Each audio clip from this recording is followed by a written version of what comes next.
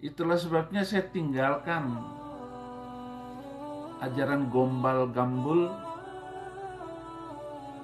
yang mengajarkan terutama 300 ayat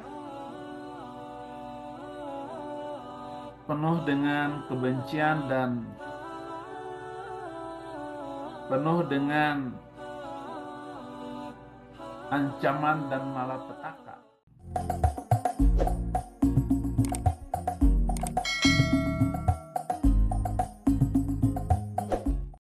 يسألونك عن الشهر الحرام قتال فيه قل قتال فيه كبير وصد عن سبيل الله وكفر به والمسجد الحرام وإخراج أهله منه أكبر عند الله والفتنة أكبر من القتل ولا يزالون يقاتلونكم حتى يردوكم عن دينكم إن استطاعوا ومن يرتدد منكم عن دينه فيمت وهو كافر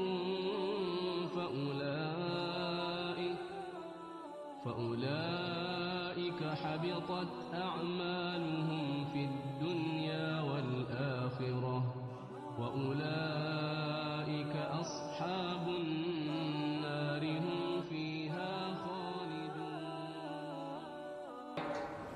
Warahmatullahi wabarakatuh. Warabbina Isa al-Masih. Terima kasih. Kesempatan ini saya akan pergunakan maksimal. Dari kecil saya muslim. Ibu saya guru agama di rumah tangga itu, dan saya sangat hormat dengan mama saya. Kelas 6 SD saya baca Injil Perjanjian Baru. Kalau ada ayat yang menyenangkan hati, saya baca keras-keras, mama saya tahu. Kemudian saya bilang, "Mak, saya nggak akan menjadi orang Kristen.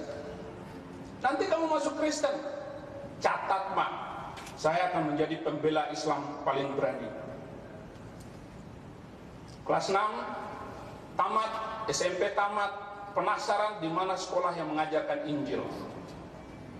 Sambil saya baca banyak buku Hamran Amri, Yusuf Roni, saya benci semuanya.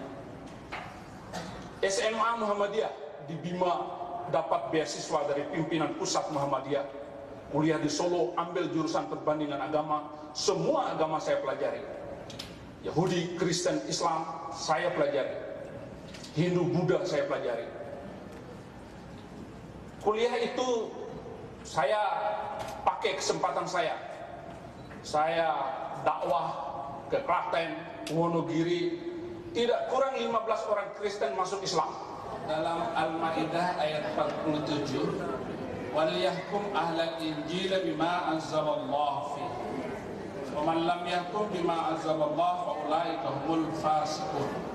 Hendaklah orang-orang yang pernah memegang Injil memutuskan perkara menurut apa yang diturunkan Allah di dalam Injil itu. Bapak masuk Islam, salah. Barang siapa yang tidak memutuskan perkara berdasarkan apa yang diturunkan oleh Allah, fasik. Jadi orang Kristen masuk Islam, fasik alias busuk. Tapi kalau saya masuk menjadi orang Kristen, itu adalah suatu kebanggaan. Yesus membawa agama damai. Yesus tidak pernah membawa pedang. Jangankan pedang, pisau dapur saja tidak pernah dibawa oleh Yesus Kristus untuk menakuti pengikutnya. Tapi Nabi Muhammad memimpin 27 kali peperangan. Beliau adalah panglima perang. Dan satu-satunya agama yang boleh berperang hanyalah Islam. Yang kedua, saya tidak mampu melaksanakan ajaran Islam. Al-Baqarah ayat 208, "Ya ayyuhalladzina amanu udkhulu fis-silmi kaffah." Hei semua manusia, orang-orang yang beriman masuklah dalam Islam itu secara sempurna. Saya tidak mampu melaksanakan ajaran Islam dengan sempurna. Sholat 5 waktu siapa kuat? Mungkin ibu-ibu yang banyak duit boleh, tapi tukang beca, orang miskin, petani susah mengikuti ajaran Islam.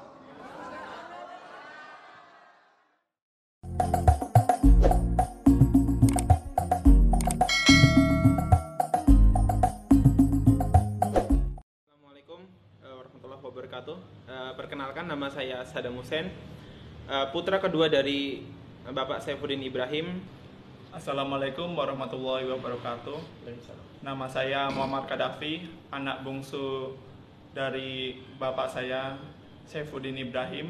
Subhanallah, dari nama mereka bertiga ini sangat luar biasa ya. Nama orang-orang yang sangat dikenal dan disegani ya kan di dunia. Tapi kok anehnya bapaknya kan malah meninggalkan Islam ya, bahkan menjadi penginjil. Nah, oleh sebab itu pada kesempatan ini saya ingin bertanya kepada mereka bertiga, terserah siapa yang akan menjawab. Pertanyaan saya pertama itu, apa yang kalian ketahui tentang latar belakang atau penyebab ayah kalian bisa murtad masuk ke dalam agama Kristen? Jadi memang sebenarnya kalau misalnya untuk menceritakan kenapa Abi berpindah dari agama Islam kemudian dia murtad menjadi seorang Nasrani, sebenarnya memang harus diawali sebuah cerita dahulu. Ya. Memang beliau, Abi kami itu dahulu juga alumni UMS di Universitas Muhammadiyah Surakarta. Dia ambil jurusan Usuluddin, konsentrasinya perbandingan agama. Jadi memang bukan hal yang baru ketika dia membandingkan agama, belajar tentang agama-agama yang lain, bahkan Kristen sekalipun seperti itu. Nah, mulai dari saat itu beliau juga adalah seorang kader dari Muhammadiyah.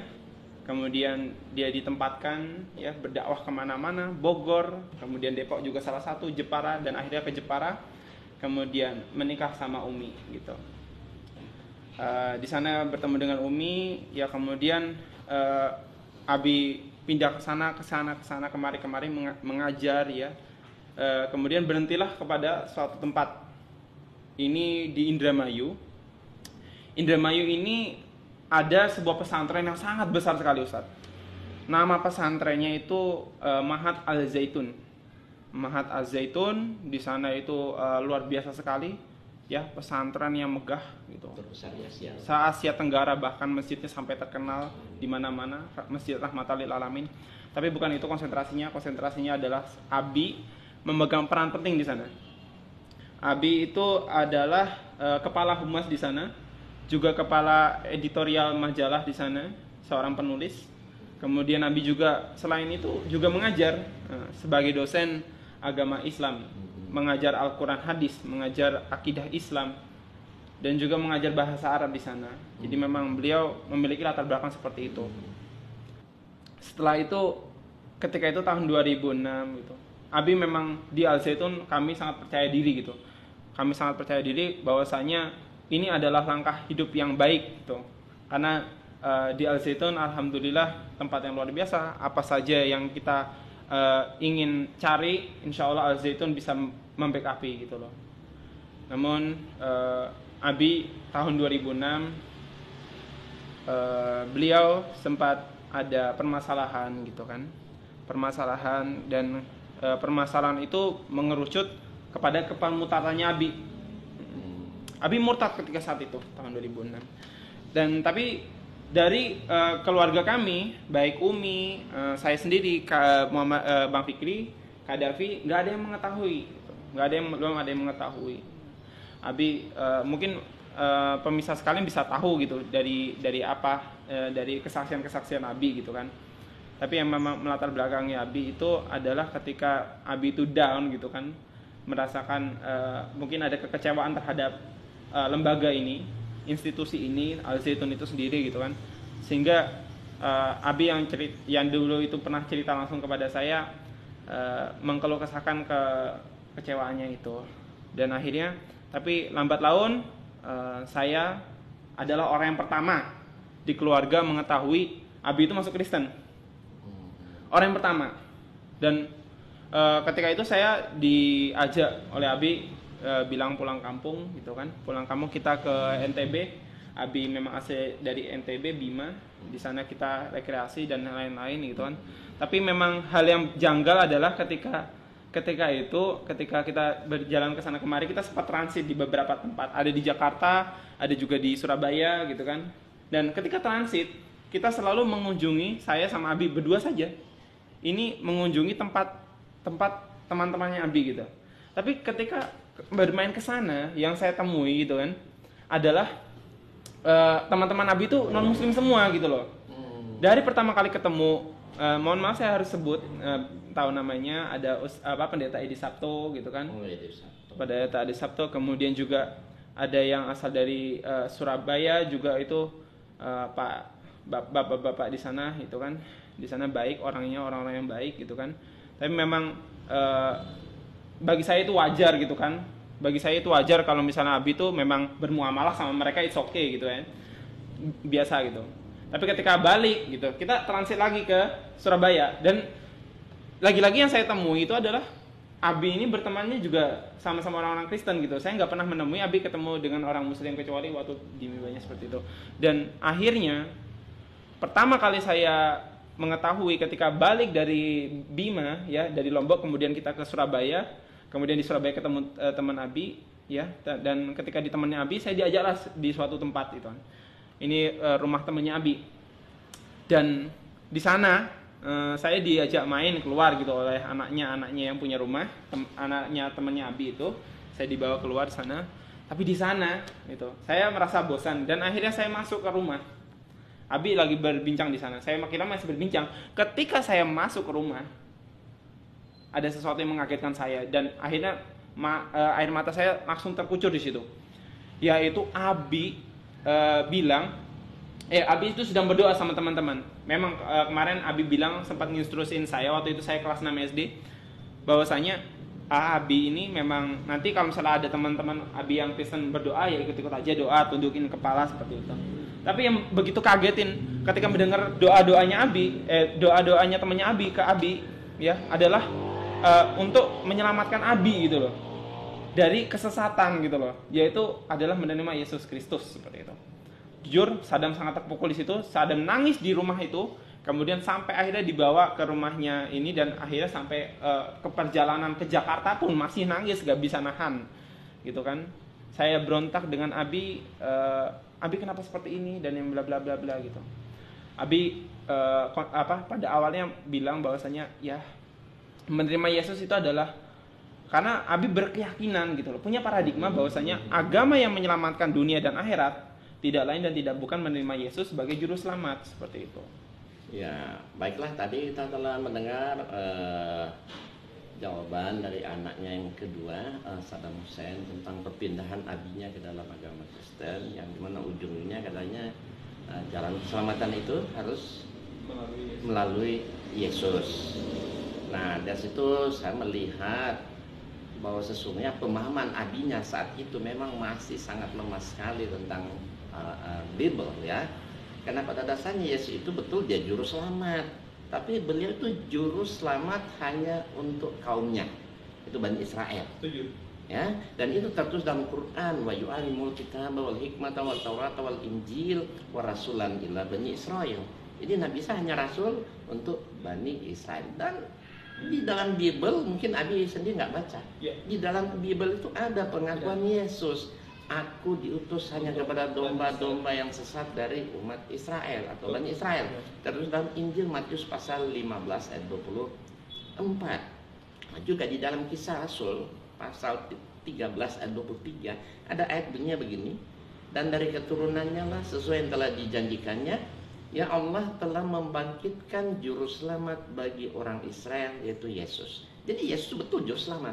Namanya setiap nabi, semua nabi pasti membawa jalan keselamatan, tetapi beliau itu juru selamat hanya untuk Bani Israel saja, tidak untuk seluruh alam semesta. Jadi periodenya udah selesai ya. Jadi periode udah selesai dan sudah digantikan, diteruskan oleh Rasulullah Sallallahu Alaihi Wasallam. Bahkan di dalam Quran pun Nabi Isa yang memberi kesaksian. Dalam surat As-Saff, apa kata Nabi Isa, wa isqala Isa ibnu Maryam, ya bani Israil, inni rasulullah ilaikum musaddiqan lima baina yadaya minat Taurat wa mubassiran birasuli ya'ti min ba'di ismuhu Ahmad. Jadi Isa sendiri memberi kesaksian dalam Quran bahwa dia itu rasul hanya untuk Bani Israel, dan menjelaskan tentang akan datangnya seorang rasul penggantinya, penerusnya, yaitu Rasulullah SAW, Muhammad, Ahmad maksudnya, yang terpuji, maksudnya itu nama dari Nabi kita Nabi Muhammad SAW. Nah itu yang Abi mungkin kurang jeli melihat ayat Quran dan belum memahami saat itu tentang kandungan Alkitab atau Injil. Tapi baiklah, tidak apa-apa, kita akan bahas selanjutnya. Kemudian pertanyaan berikutnya ya, setelah beliau masuk dalam agama Kristen dan menjadi penginjil, apakah ada usaha-usaha Abi kalian itu untuk mengajak istrinya, ibu kalian, dan kalian bertiga itu untuk masuk dalam agama Kristen atau mengikuti beliau? Silakan. Mengenai mengajak ayah kami Saifuddin Ibrahim, pertama kali memang saudara saya Saddam Hussein yang pertama kali mengetahui bahwasannya ayah saya Saifuddin Ibrahim murtad dan mengikuti agama Kristen. Nah, di sini kami bertiga, di sini antara saya sama Bang Fikri, di sini tidak, waktu pertama kali itu pindah ke Jakarta. Di situ kami berdua tidak mengetahui bahwasanya ayah kami itu memasuki agama Kristen. Dan ketika itu juga Bang Saddam juga galau. Dia tidak bisa langsung mengatakan bahwa ayah kami memasuki agama Kristen tersebut. Tapi setelah beberapa lama, seminggu kemudian di Jakarta, akhirnya Bang Saddam berani mengatakan kalau ayah kami itu memasuki agama Kristen. Dan di situ kami berdua antara Bang Fikri ataupun saya pun menganggap ya aneh gitu loh. Masa seorang ustadz, kita udah diajarin sejak kecil mengenai agama Islam, lalu tiba-tiba ayah kami menerima agama Kristen sebagai Yesus sebagai juru selamat dia. Apakah dia berusaha, maksudnya kalian bertiga di sama ibu kalian, ada usaha beliau untuk ikut dia? Iya itu. Setelah mengatakan itu, sebelumnya itu ayah kami itu tidak langsung mengajak, tidak secara langsung. Dia pertama kali di Jakarta, dia memberi kita Alkitab, satu persatu. Lalu di sana kita disuruh membuka pasal Amsal, lalu Matius, terutama Amsal itu mengenai keorangtuaan. Dia mengajari kami, lalu mendoktrin kami. Nah, di situ antara saya sama Bang Fikri itu belum mengetahui. Nah, di situ kita oke aja, mungkin sebagai ayah kita yang ustadz itu ingin mengajari. Nah, setelah seminggu kemudian ayah kami sudah ngomong ya sebelumnya ya, kalau seminggu kemudiannya Bang Saddam mengatakan bahwasannya ayah kami masuk Kristen. Nah, di situ tiba-tiba juga mama, ibu kita Nur Hayati merasa sedih, nggak percaya juga.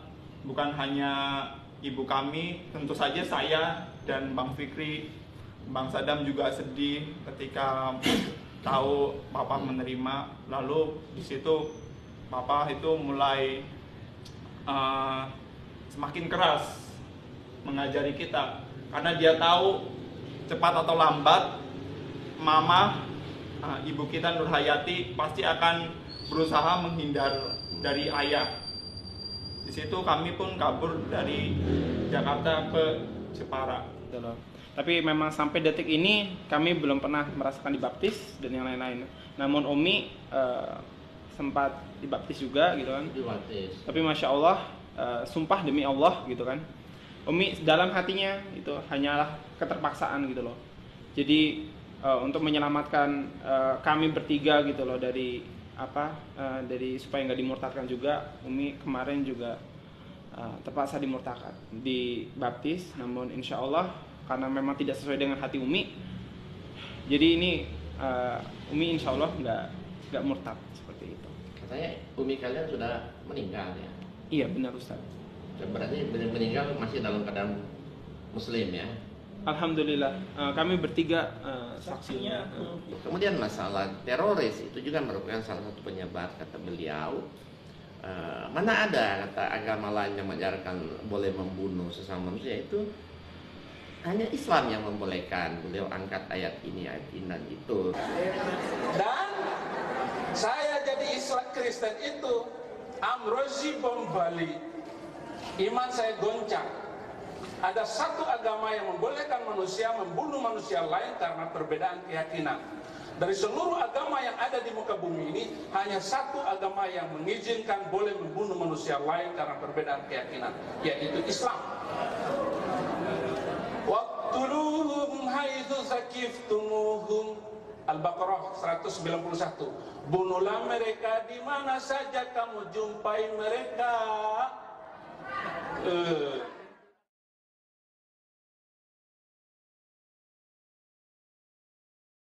Masalah membunuh tadi kita lihat. Ini ayat Bible.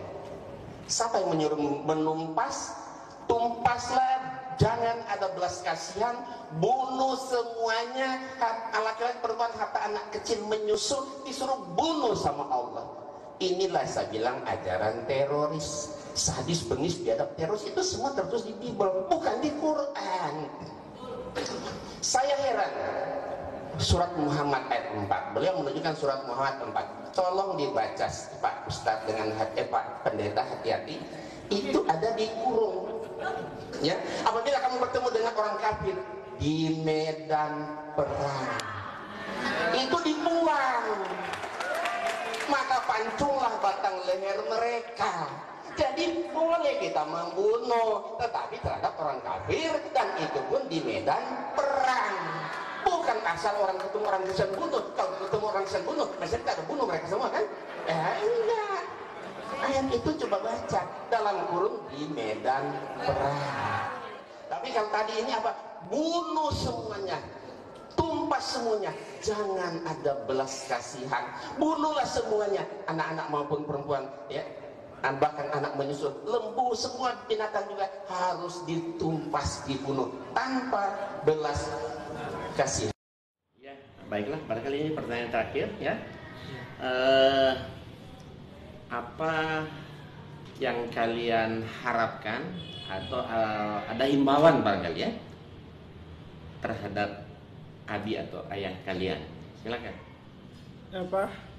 Ini harapan kami, Papa tolong bisakah Papa kembali ke Islam? Karena meskipun Papa beragama Kristen saat ini, tolong jangan menghina Nabi, karena itu Nabi yang kami sayangi. Dan pesan Mama itu sebelum meninggal, semoga Papa masuk Islam, karena Mama kita sekeluarga utuh masuk surga semuanya. Itu ya Pak. Di sini kami harap abi, ayah kami bisa sadar bahwasanya agama yang benar adalah agama Islam. Inna dina indallahil Islam. Al yauma akmaltu lakum dinakum wa atmamtu alaikum nikmati wa raditu lakumul Islam madina. Bahwasanya agama yang satu-satunya diridhoi Allah itu hanyalah Islam, abi. Sadam tidak mengharapkan lagi. Sadam sangat merekomendasikan abi untuk kembali ke agama Islam. Sudah tidak ada jalan lain, karena cuma satu-satunya solusinya hanyalah Islam, abi. Abi, kebenaran sudah terlalu terungkap. Kebenaran sudah begitu nyata. Segala sesuatunya sudah teruraikan, segala sesuatunya tidak perlu dipertanyakan, karena kebenaran hanyalah ada Islam. Begitu banyak bukti-bukti konkret, abiku. Wahai abiku, Sadam hanya berharap untuk kebaikan kami bersama. Seperti kata Umi yang tadi diucapkan oleh Bang Fikri, biarlah kita menjadi keluarga yang Islam, dan setiap apa yang kita lakukan itu bernilai di sisi Allah, dan akhirnya apa? Kita dipertemukan di surga, di surganya ya Allah.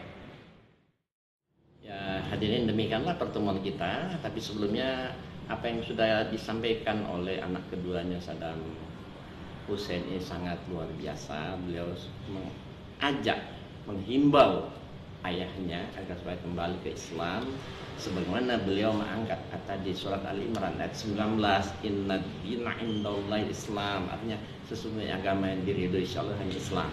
Berarti selain daripada Islam tidak diridhoi. Bahkan ada satu ayat lagi lebih menarik sebenarnya, surat Ali Imran ayat 85. Itu ayat 3, ayat lagi lain itu surat 5 ayat 3, al-yauma akmaltu lakum dinakum, itu surat 5 ayat 3 ya, di mana Allah telah menyempurnakan, meridhoi Islam itu sebagai agama bagi kita. Dan satu lagi yang saya tambahkan, surat Ali Imran ayat 85, wa may yattaqi ghairal islami dinan fala yuqbal minhu wa huwa fil akhirati minal khasirin. Artinya barang siapa mencari agama selain daripada agama Islam, maka sekali-kali tidak akan diterima agama itu daripadanya, dan di akhirat dia termasuk orang-orang yang merugi. Nah, oleh sebab itu ya harapan saya juga semoga Pak Saifuddin Ibrahim diberi hidayah kembali ya oleh Allah Subhanahu wa taala masuk ke dalam agama Islam, agar supaya mereka bisa bersatu bersama istri dan anak-anaknya di surga. Dan nanti kita doakan saja semoga satu saat beliau akan sadar kembali. Dan saya tambahkan sedikit, saat ini saya sedang membuat satu buku khusus untuk meluruskan buku dia, kesaksian beliau kenapa memilih Kristus. Insya Allah bulan Januari akan saya launching buku tersebut bersama buku-buku saya yang lainnya. Tapi intinya bagaimana saya akan menjelaskan semua kekeliruan Pak Saifuddin Ibrahim memilih jalan yang salah. Yang mudah-mudahan apabila beliau membaca buku saya, ya kita berharap semoga Allah beri hidayah kepada beliau untuk kembali ke jalan yang